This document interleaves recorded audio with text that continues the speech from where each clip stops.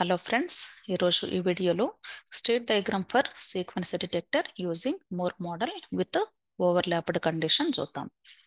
అంటే more model use చేసి overlapped condition follow అవుతూ సీక్వెన్స్ డిటెక్టర్కి స్టేట్ డయాగ్రామ్ని ఎలా డెవలప్ చేయాలి అనే దాన్ని ఇక్కడ నేర్చుకుందాము.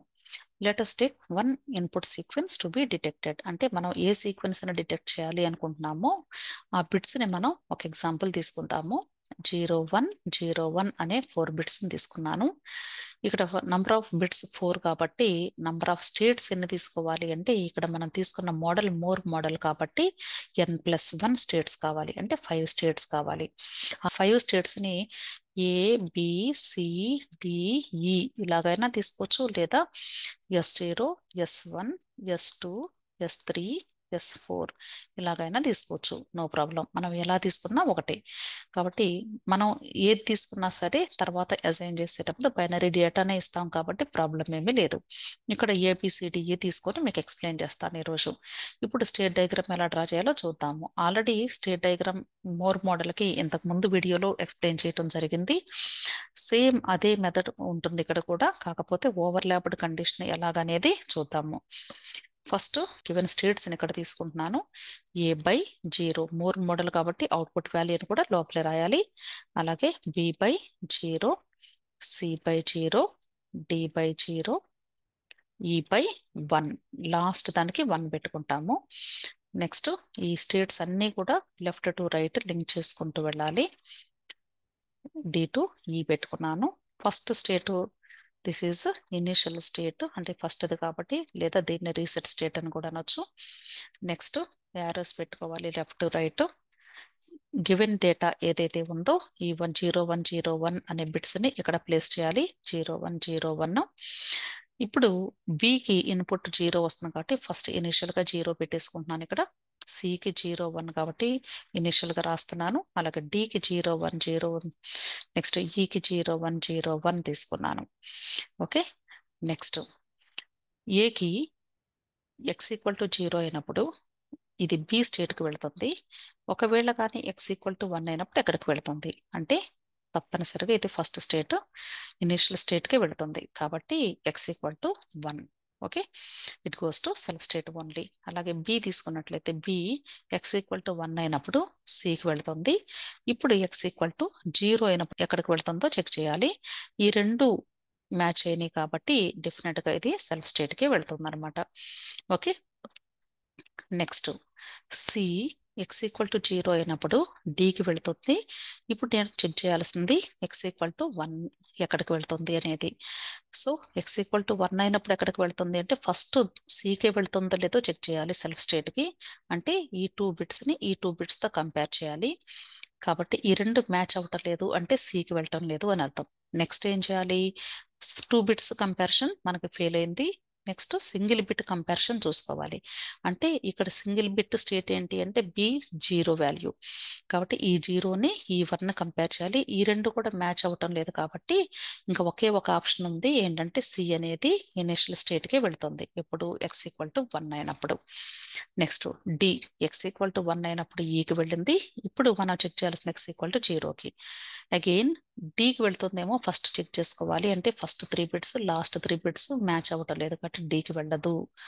నెక్స్ట్ ఇప్పుడు 2 బిట్స్ కంపేర్ చేయాలి. ఈ 2 బిట్స్ లాస్ట్ 2 బిట్స్ కంపేర్ చేస్తే సికి వెళ్తుందో లేదో తెలిసింది. ఈ రెండు మ్యాచ్ అవ్వటం లేదు కాబట్టి సి కూడా కాదు. నెక్స్ట్ బికి 0 ఉంది కాబట్టి ఈ లాస్ట్ సింగిల్ బిట్ 0 ఉంది కాబట్టి ఈ రెండు మ్యాచ్ అవుతున్నాయి కాబట్టి డెఫినెట్ గా డి అనేది బికే వెళుతుంది అనమాట. యారో మార్క్ ఇటు ఇచ్చేసాను, D goes to B. Okay, next ఇది x=0 అయినప్పుడు డి అయిపోయింది. నెక్స్ట్ ఈకి వచ్చేసాను. ఇప్పుడు ఫస్ట్ x=0కి చెక్ చేయాలి. ఇప్పుడు ఈ 4 బిట్స్ లాస్ట్ 4 బిట్స్ కంపేర్ అవ్వటం లేదు కాబట్టి మ్యాచ్ అవ్వటం లేదు కాబట్టి ఈకి వెళ్ళదు.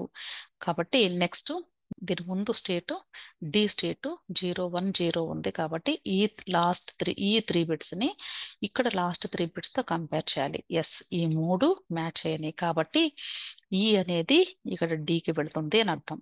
ఓకే, ఇప్పుడు x=0 అయినప్పుడు నెక్స్ట్ కేసు x=1 కి కూడా చెక్ చేయాలి కాబట్టి మరలా నేను ఇన్పుట్ వాల్యూస్ రీరైట్ చేశాను. అలాగే ఇక్కడ ఎక్స్ ఈక్వల్ టు 1 ప్లేస్ చేస్తాను. సేమ్ మళ్ళీ 4 బిట్స్ కంపేర్ చేయాలి. ఈకి వెళ్ళటం లేదు.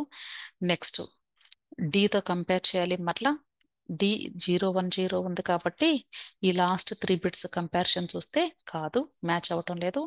నెక్స్ట్ 2 బిట్స్ సి స్టేట్ కాబట్టి 0 1 ఉంది. లాస్ట్ 2 బిట్స్ని కంపేర్ చేయాలి, రెండు మ్యాచ్ అవటం లేదు. అలాగే సికి అలాగే బికి 0 ఉంది కాబట్టి ఈ 0ని ఇక్కడ లాస్ట్ బిట్తో కంపేర్ చేయాలి, ఇది కూడా మ్యాచ్ అవటం లేదు. కాబట్టి ఇప్పుడు ఎక్కడికి వెళ్తుంది అంటే డైరెక్ట్గా ఈ గోస్ టు ఇక్కడ ఇనిషియల్ స్టేట్ ఆర్ రీసెట్ స్టేట్కి వెళ్ళిపోతుంది. ఎప్పుడు ఎక్స్ ఈక్వల్ టు 1 అయినప్పుడు. అర్థమైంది కదండి. ఇలా మనం ప్రతిదీ కూడా స్టెప్ బై స్టెప్ చెక్ చేసుకుంటూ వెళ్ళాలి. ఓకే, సో ఇలా మనం స్టేట్ డయాగ్రామ్ని కానీ డెవలప్ చేయటం కానీ ఈజీగా ప్రాక్టీస్ చేస్తే మీరు ఏ స్టేట్ ఇచ్చినా, ఏ కాంబినేషన్ ఇచ్చినా సరే మీరు స్టేట్ డయాగ్రామ్స్ని ఈజీగా డెవలప్ చేస్తారు. ఇలా మీరు స్టేట్ డయాగ్రామ్స్ని ప్రాక్టీస్ చేసినట్లయితే ఈ యొక్క సర్క్యూట్ డయాగ్రామ్ అని కూడా డెవలప్ చేయడం చాలా ఈజీ అనమాట.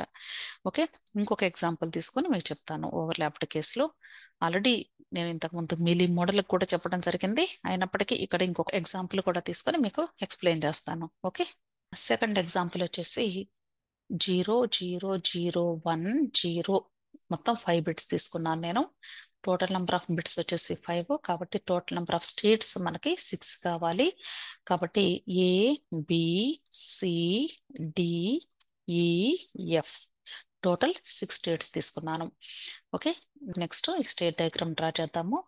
ఏ by 0, B by 0, C by 0, D by 0, E by 0, అలాగే ఎఫ్ బై 1 తీసుకున్నాను. ఓకే, లాస్ట్ బిట్ వచ్చినప్పుడే మనకి 1 అవుట్పుట్ వస్తుంది కాబట్టి నెక్స్ట్ ఇవన్నీ కూడా ఒకదానికొకటి లింక్ చేసుకుంటూ వెళ్ళాలి.